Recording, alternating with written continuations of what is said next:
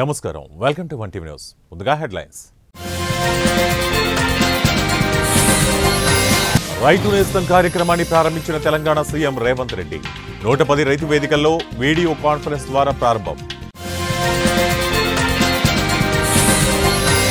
రైతులకు పెట్టుబడి రాయితీ విడుదల చేసిన సీఎం జగన్ 11.59 లక్షల మంది రైతన్నల ఖాతాలోకి 1294.58 కోట్ల జమ జనసేనానికి హరిరామ జోగయ్య మరో లేఖ ఈసారి ఏకంగా అభ్యర్థుల ఎంపికతో లేఖ నంద్యాలలో ఆదివారం జరగనున్న ముస్లిం మైనార్టీల హక్కుల మహాగర్జనను జయప్రదం చేయాలని రాష్ట్ర ముస్లిం మైనార్టీ నాయకులు డాక్టర్ షేక్ మహబూబ్ బాషా పిలుపునిచ్చారు. ఈ మేరకు నిర్వహించిన విలేకరుల సమావేశంలో ఆయన పలు విషయాలపై చర్చించారు. అనాదిగా అన్ని రంగాల్లో వివక్షకు గురవుతూ పేదరికంలో మగ్గుతున్న ముస్లిం మైనార్టీ వర్గాల హక్కుల సాధన కోసం నేడు ఉద్యమించక తప్పదన్నారు. దేశవ్యాప్తంగా అన్యాక్రాంతమైన ముస్లిం మైనార్టీలకు చెందిన వక్ఫ్ బోర్డు ఆస్తుల పరిరక్షణకు ఐకమత్యంగా పోరాడాలని పిలుపునిచ్చారు. రాష్ట్రంలో వక్ఫ్ బోర్డుకు చెందిన సుమారు 66,000 ఎకరాల భూములు ఉండగా అందులో సగానికి పైగా భూ కబ్జాదారుల కబ్జాల్లో నలుగుతున్నాయన్నారు. జిఎం గౌస్ గారు అంటే మన మిల్లీ కౌన్సిల్ నంద్యాల జిల్లా అధ్యక్షులు, అదేవిధంగా మన సోదరుడు రియాజ్ డెమోక్రసీ స్టూడెంట్స్ అసోసియేషన్ అధ్యక్షుడు, అదేవిధంగా మన యూనిస్ గారు ఎంహెచ్పిఎస్. అంటే ఇక్కడ ఏమైందంటే ఒక ఎంఆర్పిఎఫే కాకుండా వీళ్ళందరూ ఈరోజు మాతో పాటు సహకరించి ఈ యొక్క గర్జనను మరీ బలోపేతం చేయాలనే ఉద్దేశంతో మాతో పాటు సహకరించి మాతో పాటు చేతులు కలిపారు. మా నినాదమే హాత్ హాత్ మిలాయంగే కదం కదం బడాయంగే. సో ఇక్కడ నలుగురు హాత్ హాత్ మిలాయేది కాబట్టి ఇలాంటి ఇంకా ఎన్నో ఆర్గనైజేషన్లు ఉంటాయి. దయచేసి మీ ఆర్గనైజేషన్లకు కూడా నేను మీకు ఒక ఆహ్వానిస్తున్నాను. మన అందరం కలిసి పోరాడతాం. ముస్లిం మహాగర్జన ఫిబ్రవరి నెలలో ప్రారంభించి కర్నూలు పట్టణంలో మొట్టమొదటిసారి ఫిబ్రవరి 11వ తారీఖు ముస్లిం మహాగర్జనని కర్నూలులో జరిపాము. మంచి స్పందన వచ్చింది. చాలామంది ముస్లింలు కూడా పాల్గొన్నారు. అదేవిధంగా ఫిబ్రవరి 29వ తారీఖు ఆదోని పట్టణంలో ముస్లిం మహాగర్జన నిర్వహించాము. దానికి కూడా మంచి స్పందన వచ్చింది. చాలామంది ముస్లిం సోదరులు పాల్గొన్నారు. దాంట్లో ప్రతి ఒక్కరు పాల్గొని వాళ్ళు సహకారాలు కూడా అందించారు. అదేవిధంగా మార్చి నెల 10వ తారీఖు ఆదివారం నంద్యాలలో మహాగర్జన హరూన్ ఫంక్షన్ హాల్లో నిర్వహిస్తున్నామని నంద్యాల చుట్టుపక్కల ముస్లిం సోదరులకి ఆహ్వానించడం కోసం ఈరోజు ఈ ప్రెస్ మీట్ని ఏర్పాటు చేశాము. ముఖ్యంగా ముస్లిం మహాగర్జన అంటే ఏమి, అసలు ముస్లిం మహాగర్జన ఎందుకు ప్రారంభించాము అనే దానిపైన ఈరోజు ప్రెస్ మీట్ పెట్టాము. ఎంఆర్పిఎఫ్ ముస్లిం రైట్స్ ప్రొటెక్షన్ ఫోరం అనే ఒక ఆర్గనైజేషన్ని సొసైటీని ప్రారంభించాం మేము. దీంట్లో ముఖ్యమైన ఎజెండాలు ఏమంటే ముస్లింల యొక్క సమస్యలు, ముస్లింల యొక్క ఆస్తులు, ఈ రెండిట్ల కోసమే ఈ ఎంఆర్పిఎఫ్ను స్థాపించాం. దీంట్లో ముఖ్యంగా ఏమంటే అన్నీ ఉన్న అల్లుడు నోట్లో శని అన్నట్టు ముస్లింలకి కొన్ని వేల లక్షల కోట్ల ఆస్తులు వక్ఫ్ బోర్డు రూపంలో ఉన్నాయి. కానీ ఆస్తులు ఈరోజు ఏమైపోతున్నాయంటే అన్యాక్రాంతం అయిపోతున్నాయి. ఏ నాయకుడు వస్తే వాళ్ళ కింద వాళ్ళు, వాళ్ళ బినామీలు, కొంతమంది నాయకులు ఆక్రమించుకుంటున్నారు. కోట్ల రూపాయలకు అమ్మేసుకుంటున్నారు. కానీ ముస్లింల జీవితంలో ఒక పేదరికం తప్పనిచ్చి ఎలాంటి అభివృద్ధి అనేది కనిపించట్లేదు. ఎంతోమంది వస్తున్నారు, ఈ గవర్నమెంట్ వస్తుంది, ఇంకో గవర్నమెంట్ వస్తుంది, ఆ గవర్నమెంట్ పోతుంది, కానీ నాయకులు మారుతున్నారు కానీ ముస్లింల జీవితాలు శూన్యంలో మిగిలిపోయినాయి. ఈ మధ్యలో రాజకీయంలో కూడా మనం చూస్తున్నాం. కొన్ని పార్టీలు అక్కడక్కడ ముస్లింలకు కొన్ని సీట్లు ఇచ్చారు. ఇప్పుడు అది కూడా అంతరించిపోయింది. ఒక పార్టీ మొన్న 118 సీట్లు ఇస్తే దాంట్లో ఒక్క మొగాడని ఒక్క ముస్లింకి సీట్ ఇచ్చారు. అంటే ఆ ముస్లిం ఒక్కడు వస్తే ఆయన గెలిస్తే అసెంబ్లీలో ఆయన వాదన 175 మందిలో అసలు వినపడదు. పోనీ ఒకవేళ ఆయన గెలవకపోతే అసలు ముస్లిం గురించి మాట్లాడే మొగోడే లేదు, దిక్కు లేదు అనే పరిస్థితి ఈరోజు నడుస్తుంది. ఒకటి. రెండోది, ముస్లిం పథకాలు కొన్ని ఉన్నాయి. దుల్హన్ పథకం అంటే అమ్మాయిలకి పెళ్లి చేయడం కోసం ప్రభుత్వాలు కొన్ని పథకాలు ఇస్తున్నాయి. ఆ పథకాల్లో ఇప్పుడు దుల్హన్ పథకం అనే ఒక ప్రభుత్వం ఒక పేరు పెడుతుంది, ఇంకో ప్రభుత్వం ఇంకో పేరు పెడుతుంది. బాగుంది, మంచిది. కాకపోతే ఏమంటే ఆ దుల్హన్ పథకంలో కూడా కండిషన్స్ అప్లైడ్ అనే విధంగా 10వ తరగతి పాస్ అయితేనే ఆ అమ్మాయికి ₹1,00,000 అనేది దుల్హన్ పథకం వస్తుందనేది ఒక కండిషన్ పెట్టారు. అంటే 10వ తరగతి పాస్ కాని అమ్మాయి 18 సంవత్సరాల తర్వాత ఓటు హక్కు వచ్చిన తర్వాత ఓటు అమ్మాయి వేయవచ్చు. ఆ ఓటుతో మీరు గెలవచ్చు, ఆ ఓటుతో మీరు పాలకులు కావచ్చు. కానీ అమ్మాయికి వివాహం చేసుకోవడానికి దుల్హన్ పథకం వర్తించదు. ఇది ఎంతవరకు సమంజసమని నేను ప్రశ్నిస్తున్నాను. అదేవిధంగా ఇప్పుడు ఎస్సీలు ఎస్టీలు కన్నా దిగజారిన స్థితిలో, హీన స్థితిలో, పేదరికంలో ఈరోజు ముస్లింలు సతమతమైపోతున్నారు. కానీ వాళ్ళందరికీ మీరేం చేస్తున్నారు? సబ్సిడీలు ఇస్తున్నారు. అదేవిధంగా ఎస్సీ కార్పొరేషన్ ద్వారా 4 వీలర్ కొనుక్కుంటే 60% సబ్సిడీ ఇస్తున్నారు. అంటే ముస్లింలలో పేదరికం లేదా? ముస్లింలో పేదోళ్ళు లేరా? మరి వాళ్ళకి ఎందుకు మీరు సబ్సిడీ ఇవ్వరు? ఆ సబ్సిడీ కూడా ఇవ్వండి. అదేవిధంగా మీ మేనిఫెస్టోలో మా యొక్క సమస్యలు, ముస్లింల యొక్క కోరికలు మీకు ఎన్నోసార్లు వినిపిస్తున్నాం. కానీ ఏది కూడా ఈరోజు వరకు మీ దగ్గర నుంచి ఎలాంటి రెస్పాన్స్ లేదు. ఒకటి. రెండవది ఏమంటే ఈరోజు ఏదో ఎలక్షన్ల కోసం వచ్చారు, ఎలక్షన్ల కోసం మాట్లాడుతున్నారంటే అది ఒక అవివేకం. ఇది ఎలక్షన్లతో పాటు ఇది ఒక ప్రారంభం. దీని అంతం ఎప్పుడంటే ప్రతి ఒక్క ముస్లిం తనకు రావాల్సిన బెనిఫిట్లు పొందేంత వరకు ఆంధ్రప్రదేశే కాదు ఇండియా వ్యాప్తంగా మా యొక్క గర్జనను కంటిన్యూ చేసుకుంటూ పోతాం. కాబట్టి దయచేసి రాజకీయ నాయకులారా మీరు ఇది ఒక హెచ్చరిక అనుకోండి, లేదా ఒక విన్నపం అనుకోండి, ఏమన్నా అనుకోండి. ముస్లింలని ముస్లింలుగా గుర్తించండి, ముస్లింలకు రావాల్సిన బెనిఫిట్స్ అన్నీ కల్పించండి అని మీకు ఈ పత్రికా ముఖంగా, అదేవిధంగా ఎలక్ట్రానిక్ మీడియా ముఖంగా నేను కోరుకుంటున్నాను. దయచేసి మీ మేనిఫెస్టోల్లో ముస్లింలకు కూడా అవకాశం కల్పించండి, ముస్లింల యొక్క సమస్యలను పరిష్కరించండి. మా వక్ఫ్ బోర్డు భూములు ఏవేవైతే ఉన్నాయో ఆ వక్ఫ్ బోర్డు భూముల్లో మా కోసం కాంప్లెక్స్లు కట్టి పేద ముస్లింలకి రెంట్కి ఇవ్వండి. ఆ అభివృద్ధి కోసం, ముస్లింల కోసం, అదేవిధంగా ఉర్దూ యూనివర్సిటీలు ఇలాంటివన్నీ చాలా ఉన్నాయి. ఈ అన్ని సమస్యలు ఏమి, అసలు మా యొక్క ప్రాబ్లమ్స్ ఏమి, మా ఎజెండా ఏమనేది మీకు 10వ తారీఖు ఇదే మన ఈ ఫంక్షన్ హాల్ హారూన్ ఫంక్షన్ హాల్లో జరుగుతుంది. కాబట్టి హారూన్ ఫంక్షన్ హాల్లో ప్రతి ఒక్క ముస్లిం సోదరులారా మీరు ఎక్కడెక్కడ పరిగెత్తున్నారు. రాజకీయ నాయకుడు పిలుస్తున్నాడు అంటే ఎందుకోసం పిలుస్తారు? వాళ్ళ లబ్ధి కోసం పిలుస్తున్నాడు. ఆ మీటింగ్ తర్వాత మీరెవరో నేనెవరో అనే విధంగా ఉంటుంది. దాన్ని పక్కన పెట్టండి.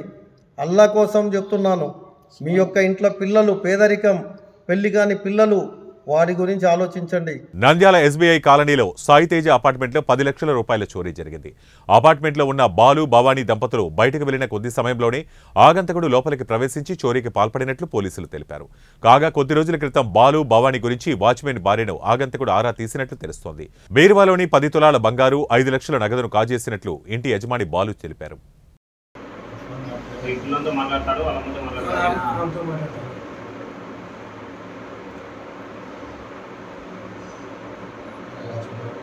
చిత్తూరు జిల్లా కుప్పంలో వైసీపీ నుంచి టీడీపీ తీర్థం పుచ్చుకున్న నేతలకు ఎమ్మెల్సీ కంచెల శ్రీకాంత్ పార్టీ కండువా కప్పి పార్టీలోకి స్వాగతం పలికారు.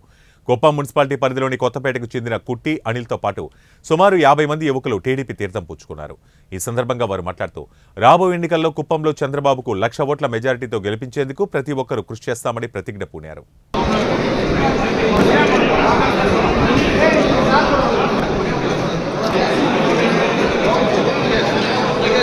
టీడీపీ అధినేత చంద్రబాబు నాయుడిని బీసీల ద్రోహిగా అభివర్ణిస్తూ ఘాటు పదజాలంతో మంత్రి ధర్మాన ప్రసాదరావు విమర్శించారు. తెలుగుదేశం పార్టీ నిర్వహించిన జైహో బీసీ కార్యక్రమం ఒక మోసమని ఎద్దేవా చేశారు. ప్రజలెవరూ జైహో బీసీని నమ్మవద్దన్నారు. ఎన్నికల సమయంలో బాబుకు బీసీలు గుర్తుకు వస్తారని, ఎన్నికల అనంతరం వారిని మర్చిపోతారని మంత్రి ధర్మాన వ్యాఖ్యానించారు. జగన్ ప్రభుత్వం బీసీలకు రాజకీయ పరంగా ఉన్నత స్థానం కల్పించారని స్పష్టం చేశారు.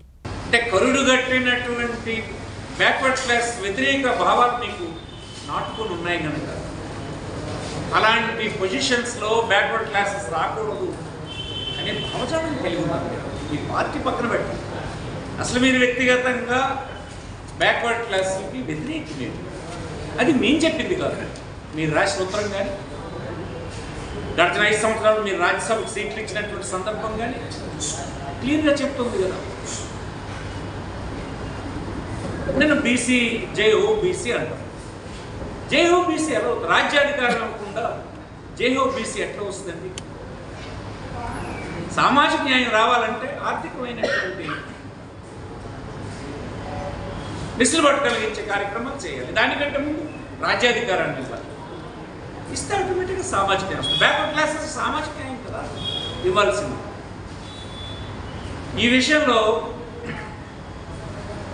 వైఎస్ఆర్ కాంగ్రెస్ పార్టీకి తెలుగుదేశం పార్టీకి ఒక డిబేట్ కానీ మీరు పెడితే, డిబేట్ మీరు వస్తామన్నా, మీ తాలూకు వారు ఎవరు వస్తామన్నా నాకేం అభ్యంతరం లేదు, నేను మాట్లాడడానికి సిద్ధంగా ఉన్నాను. ఈ 5 సంవత్సరాల్లో వైఎస్ఆర్ కాంగ్రెస్ పార్టీ రాజ్యాంగబద్ధంగా బీసీల ఎదుగుదలకు అటు రాజ్యాధికారాన్ని ఇచ్చి ఆర్థిక స్వాతంత్రాన్ని కలిగించి సామాజిక న్యాయం చేసినటువంటి పార్టీ వైఎస్ఆర్ పార్టీ అని నేను రుజువు చేస్తాను. మీరు చేయలేదని కూడా రుజువు చేస్తాను. మీరు ఎవరైనా చర్చకు మీరు పంపించినా, మీరు వచ్చినా నేను రెడీ అని మీకు మనం చేస్తాను. వేదిక మీదకి రావాలని చెప్తున్నాను. ఎన్నికలు వచ్చినప్పుడు ఏదో మాటలు చెప్పడం కాదు, చిత్తశుద్ధి కలిగి ఉండాలి. ఎన్నిక వచ్చినప్పుడు బీసీ జై హో బీసీ, ఎన్నిక అయిపోయిన తర్వాత అసలు ఆ ఊసే ఉండదు మీ దగ్గర.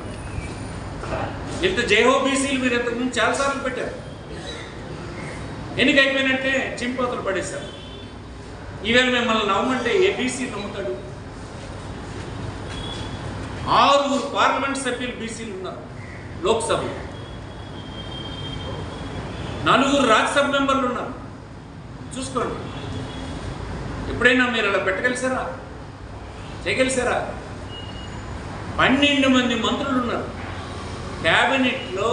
ఈరోజు రాష్ట్రంలో 12 మంది మంత్రులు ఉన్నారు. సరే, ఇంకా కార్పొరేషన్ అంటే ఒక 56, 55 ఏర్పాటు చేసి కార్పొరేషన్లు ఇచ్చి లీడర్షిప్ ఇచ్చారు. మీరు దాన్ని విమర్శిస్తారు, విమర్శించడం కాదు, లీడర్షిప్ డెవలప్ చేయాలి. ప్రజాస్వామ్యంలో ప్రభుత్వాలు బడ్జెటింగ్ వీటికి సంబంధించినటువంటి సమాచారం సాధించుకునే విధానం అవన్నీ తెలుసుకునేటువంటి లీడర్షిప్ని డెవలప్ చేయాలి. మీరు ఎప్పుడైనా చేయలేదే. ఎన్నిక వచ్చిన కనుక జై హో బీసీ అంటే అవుతుందా? నిజంగా ఎప్పుడైనా మీరు ఎప్పుడు అంటే ఒక టాడీ ట్యాపర్ ఉంటే డొక్కాడి. ఏపీ సీఎం జగన్మోహన్ రెడ్డి రైతులకు పెట్టుబడి రాయితీలను విడుదల చేశారు. మిచాంగ్ తుఫానుతో పాటు ఇతర విపత్తుల కారణంగా గత ఏడాది నష్టపోయిన సుమారు 11.59 లక్షల మంది రైతుల ఖాతాలకు 1,294 కోట్ల రూపాయలకు పైగా పంట నష్టపరిహారాన్ని రైతుల ఖాతాల్లో జమ చేశారు. ఈ సందర్భంగా ఆయన మాట్లాడుతూ, ఖరీఫ్ వర్షాభావం వల్ల మిచాంగ్ తుఫాను కారణం వల్ల నష్టపోయిన రైతులకు సీజన్ ముగిసేలోగా రైతన్నలకు తోడుగా అండగా తమ ప్రభుత్వం ఉంటుందని చెప్పారు.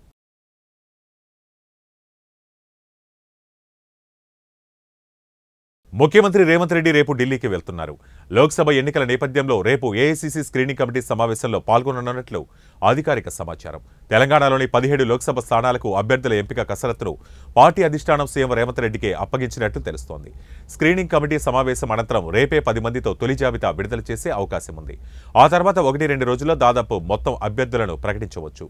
కాగా కాంగ్రెస్ పార్టీ స్క్రీనింగ్ కమిటీ సమావేశానికి సీఎం రేవంత్ రెడ్డితో పాటు మంత్రి ఉత్తమ్ కుమార్ రెడ్డి కూడా హాజరు కానున్నారు.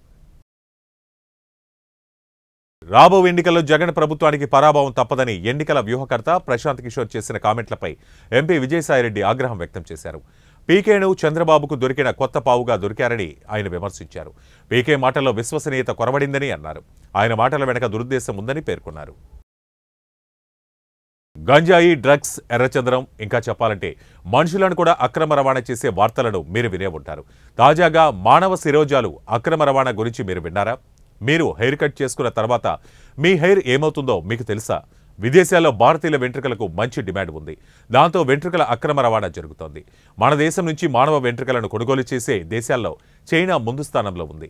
తాజాగా ఈడీ అధికారులు తెలంగాణలో 11,793 కోట్ల మానవ వెంట్రుకల అక్రమ రవాణా రాకెట్ను ఛేదించారు. చైనాతో పాటు మయన్మార్, బంగ్లాదేశ్, వియత్నాం వంటి దేశాలకు భారతదేశ సరిహద్దుల మీదుగా మానవ వెంట్రుకలను అక్రమంగా తరలిస్తున్న ముఠాను ఈడీ అధికారులు పట్టుకుని కటకటాల వెనక్కు నెట్టారు. ఈ మానవ వెంట్రుకలను హైదరాబాద్ విమానాశ్రయంతో పాటు ఇతర ప్రాంతాల మీదుగా అక్రమంగా తరలిస్తున్నట్లు అధికారులు గుర్తించారు. మానవ వెంట్రుకల అక్రమ రవాణాకు సంబంధించి 2021లోనే హైదరాబాద్కు చెందిన నైలా ఫ్యామిలీ ఎక్స్పోర్ట్ ప్రైవేట్ లిమిటెడ్ పాత్రను గుర్తించి అధికారులు చర్యలు తీసుకున్నారు. వీరు బినామీ ఇంపోర్ట్ ఎక్స్పోర్ట్ కోడ్లను ఉపయోగించినట్లు గుర్తించారు. హైదరాబాద్, మిజోరాం, మయన్మార్ల మీదుగా మనీ లాండరింగ్ కార్యకలాపాలు నిర్వహించినట్లుగా గుర్తించారు. చైనాలో బట్టతల అక్కడి వారికి సమస్యగా మారింది. దీంతో విగ్గుల తయారీ, అమ్మకాలు అక్కడ ఎక్కువ. దీంతో ఇక్కడి మానవ శిరోజాలకు డిమాండ్ పెరగడంతో విదేశాలకు అక్రమంగా రవాణా చేస్తున్నట్లు ఈడీ అధికారులు పేర్కొన్నారు. తెలంగాణ రాష్ట్రంలో గ్రూప్ 1, గ్రూప్ 2, గ్రూప్ 3 పరీక్షా తేదీలను టీఎస్పీఎస్సీ బుధవారం ప్రకటించింది. గ్రూప్ 1 నోటిఫికేషన్ జూన్ 6న ప్రిలిమినరీ పరీక్ష ఉంటుంది. అక్టోబర్ 21 నుంచి మెయిన్స్ నిర్వహిస్తారు. గ్రూప్ 1 ద్వారా 563 ఉద్యోగాలను భర్తీ చేయనున్నారు. గ్రూప్ 2లో 783 ఉద్యోగాలు ఉండగా ఆగస్టు 7, 8 తేదీల్లో పరీక్షలు నిర్వహించనున్నారు. 2022లో విడుదల చేసిన గ్రూప్ 3లో 1388 ఉద్యోగాల భర్తీకి నవంబర్ 17, 18 తేదీల్లో రాత పరీక్షలు నిర్వహించనున్నారు.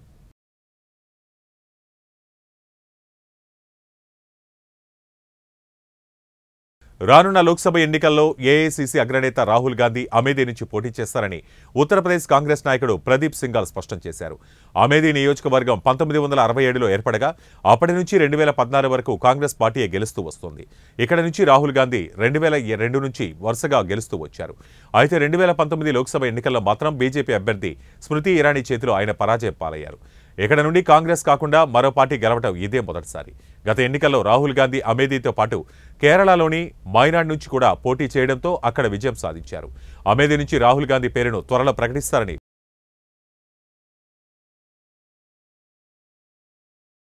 ఇవి ఇప్పటివరకున్న బులెటిన్ అప్డేట్స్. మరిన్ని అప్డేట్స్ మళ్ళీ కలుద్దాం. Until then keep watching 1 TV news. ప్రతిక్షణం ప్రజల పక్షం.